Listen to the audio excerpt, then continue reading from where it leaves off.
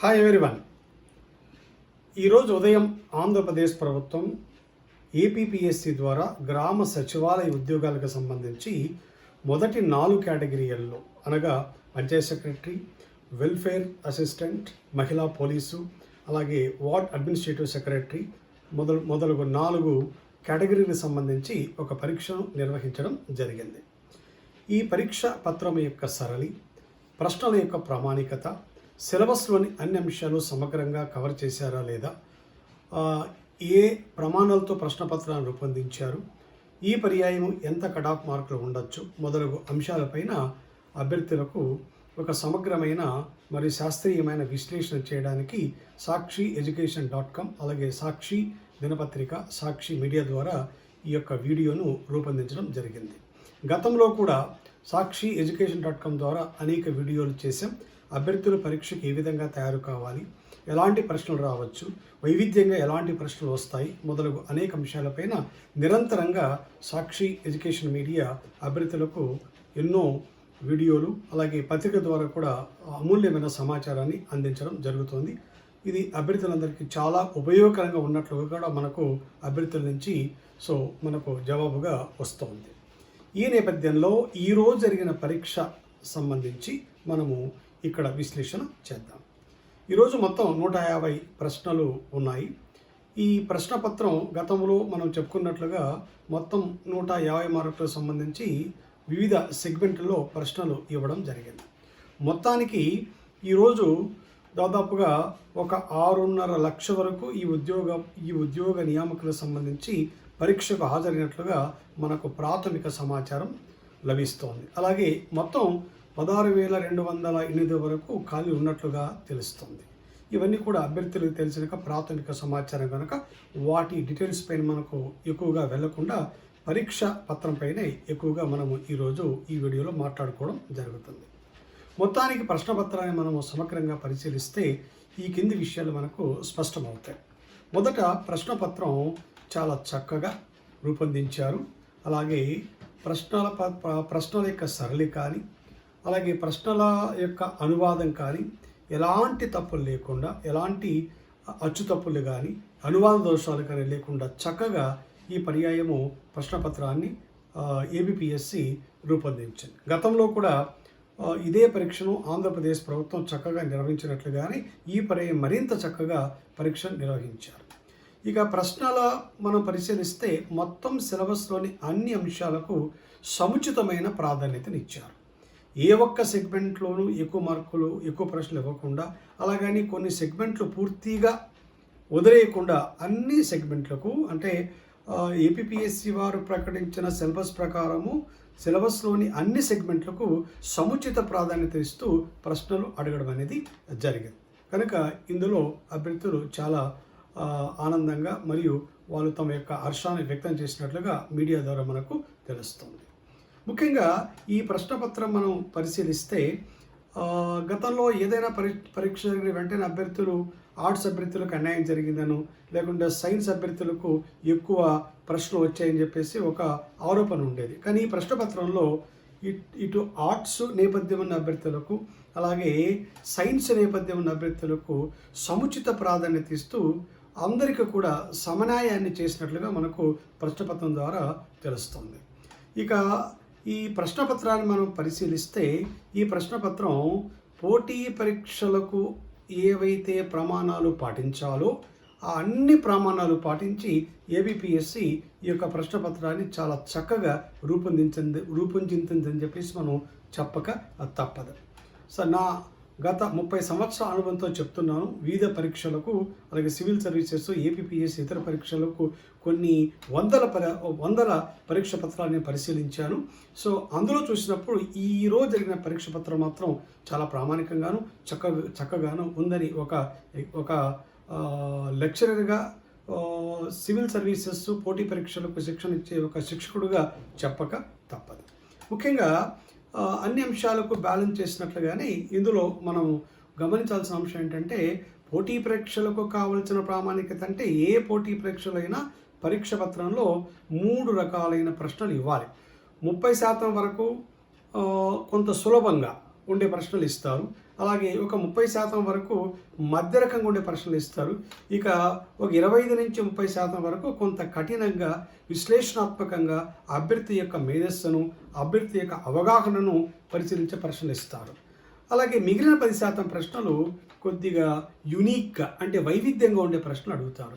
ఈ ఒక్కటి చక్కటి సూత్రాన్ని ఏపీపీఎస్సీ ఈరోజు నిర్వహించిన యొక్క ఈ గ్రామ సచివాలయ పరీక్షల్లో పాటించిందని చెప్పేసి మనం తప్పకుండా చెప్పి తీరాలి. అలాగే ప్రశ్నల సరళతీరి చాలా బాగుంది. ముఖ్యంగా గ్రామ సచివాలయ ఉద్యోగానికి అవసరమైన యొక్క అభ్యర్థులకు ఉండవలసిన యొక్క లక్షణాలు ఏంటి, వారి యొక్క సామర్థ్యం ఏంటి, వారి యొక్క సామర్థ్యాన్ని అంచనా వేయడానికి అనుగుణంగానే ఈ యొక్క ప్రశ్నపత్రాన్ని వారు చక్కగా రూపొందించారని చెప్పేసి మనము చెప్పవచ్చు. అలాగే మొత్తానికి ఈ పరీక్షా పత్రం అభ్యర్థులు పరిశీలిస్తే పరీక్షా పత్రం చూసిన తర్వాత వాళ్ళు హాయిగా అంటే ప్రశ్నల యొక్క రూపొందించిన తీరు కానీ, అందులో ఆ ప్రశ్నలో ఉన్న భాష కానీ, ఆ సరళత కానీ చాలా చక్కగా స్మూత్ ఫ్లోలో ప్రశ్నలు ఉండడం అనేది జరిగింది. అలాగే ఇక సిలబస్లో మనం అంశాలు పరిశీలిస్తే అన్ని అంశాలు ఏ యొక్క అంశాన్ని వదలకుండా అన్ని అంశాలకు కూడా సముచిత ప్రాధాన్యత ఇచ్చి ఈ ప్రశ్నపత్రాన్ని చక్కగా రూపొందించారు. అలాగే మనము ఇక్కడ ఒక విషయాన్ని జాగ్రత్తగా గమనించాలి. ఏ పోటీ పరీక్ష అయినా కూడా ఏ ఉద్యోగానికైతే ఈ యొక్క పరీక్ష నిర్వహిస్తున్నారో ఆ ఉద్యోగానికి ఉన్న ప్రత్యేకమైన యొక్క అభిరుచిని, అభ్యర్థుల యొక్క యాప్టిట్యూడ్ను టెస్ట్ చేస్తారు. ముఖ్యంగా మనం ఈ విషయాన్ని మనం గమనిస్తే ఈ మధ్యనే కేంద్ర ప్రభుత్వం కూడా ఈ సివిల్ సర్వీసెస్ యొక్క సంబంధించి అనేక రిఫార్మ్స్ తీసుకొచ్చింది. మిషన్ కర్మయోగిలో ప్రధానమంత్రి గారు చెప్పినట్లుగా ప్రభుత్వ ఉద్యోగులు ముఖ్యంగా అంతిమంగా అంటే గ్రాస్ రూట్స్లో అంతిమంగా ప్రజలకు ఏ విధంగా సేవలు అందిస్తున్నారు అనేది చాలా ముఖ్యమైన అంశం. ఉన్నత ఉద్యోగులు ఉన్నత స్థాయిలో ఎన్ని మంచి నిర్ణయాలు చేసినా, ఎన్ని విధానాలు రూపొందించినా అల్టిమేట్గా ఆ యొక్క గ్రాస్ రూట్స్లో గ్రామీణ ప్రాంతంలో ప్రజలకు ఏ విధంగా సేవలు అందిస్తున్నారు అనేది చాలా ముఖ్యమైన అంశం. ఆ విధమైన సేవలు అందించాలంటే అందులోకి నియమించబడుతున్న ఈ యొక్క ఉద్యోగులకు కూడా ఆ ప్రజల పట్ల కొంత వాళ్ళకి గౌరవం ఉండాలి, వారికి ఒక ఎంపతి ఉండాలి, అంటే సహానుభూతి ఉండాలి, ప్రజలకు సేవ చేయాలని చెప్పేసి ఒక ధర్మంగా భావించాలి. ఇలాంటి క్వాలిటీస్ అన్నీ కూడా అంచనా వేయడానికి ఈ పరీక్ష నిర్వహిస్తారు. ఈ యొక్క పరీక్షలో ఖచ్చితంగా అలాంటి అంశాలు ఉన్నాయని మనము చెప్పక తప్పదు. అలాగే ఈ యొక్క పరీక్ష పత్రం పరిశీలిస్తే మనకు ఈ మధ్య కాలంలో అంటే తాజాగా జరిగిన పరిణామాలన్నీ కూడా ఇందులో అడగడం జరిగింది. ముఖ్యంగా ప్రధానమంత్రి ఈ మధ్యన ప్రకటించిన చాలా అంశాలు అడిగారు. అలాగే ఈ కోవిడ్కి సంబంధించి చాలా చక్కటి ప్రశ్నలు అడగడం జరిగింది. అంటే అభ్యర్థులు కోవిడ్ గురించి చదువుకొని ఉంటారు, కానీ కోవిడ్ పైన సమగ్రమైన ప్రశ్నలు అడిగి అభ్యర్థి యొక్క అవగాహన పరీక్షించే విధంగా కొన్ని ప్రశ్నలు ఉండడం జరిగింది.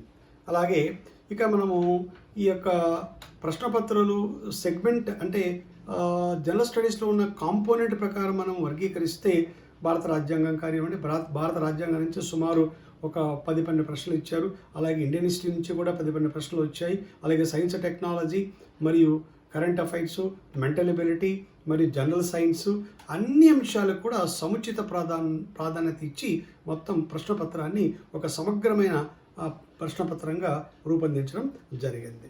కనుక చాలామంది అభ్యర్థులు ఈ యొక్క ప్రశ్నపత్రాలు చూసిన తర్వాత చక్కగానే రాసినట్లుగా మనకు సమాచారం అందుతోంది.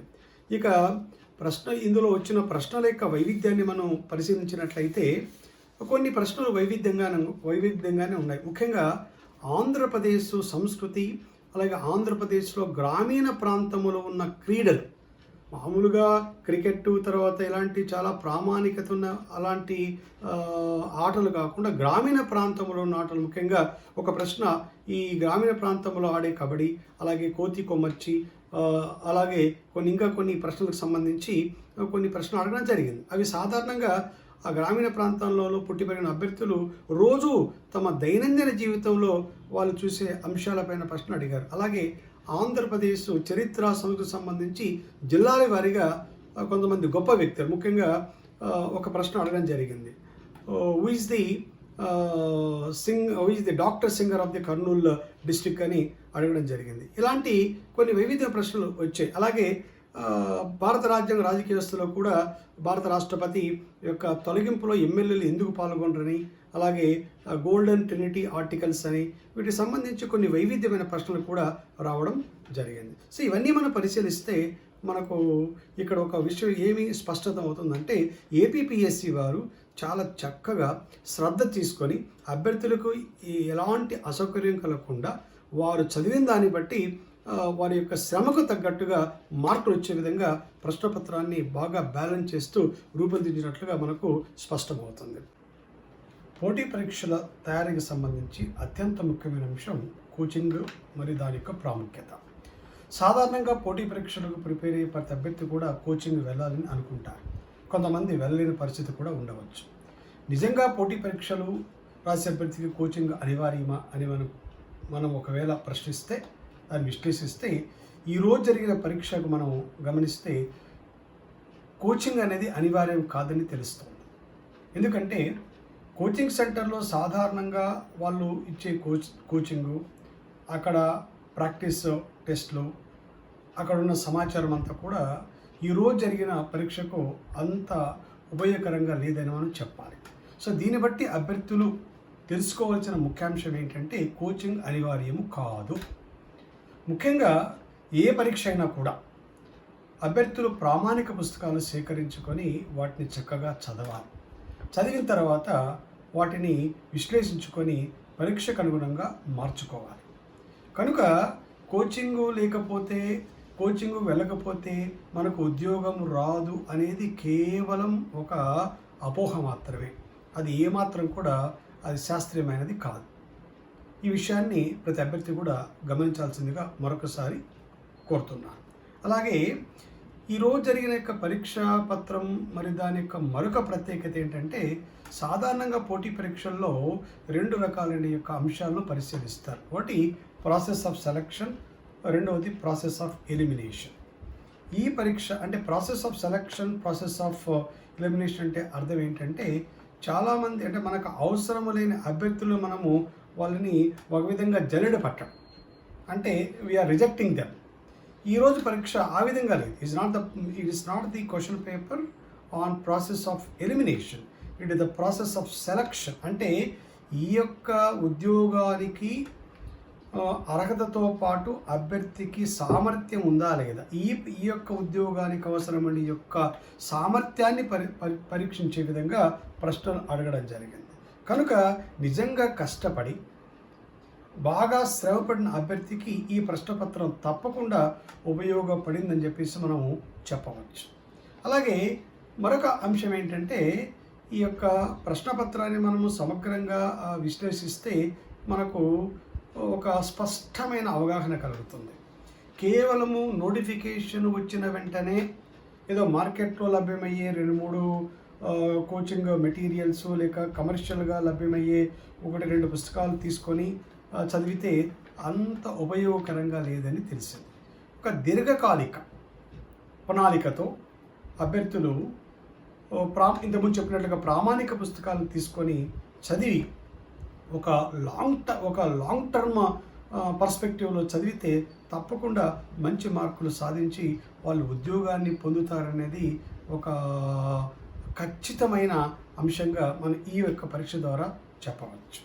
కనుక ఈ అన్ని అంశాలు మనం పరిగణలోకి తీసుకున్నప్పుడు ఈ యొక్క పరీక్షను చాలా చక్కగా నిర్వహించారని చెప్పేసి చెప్పవచ్చు.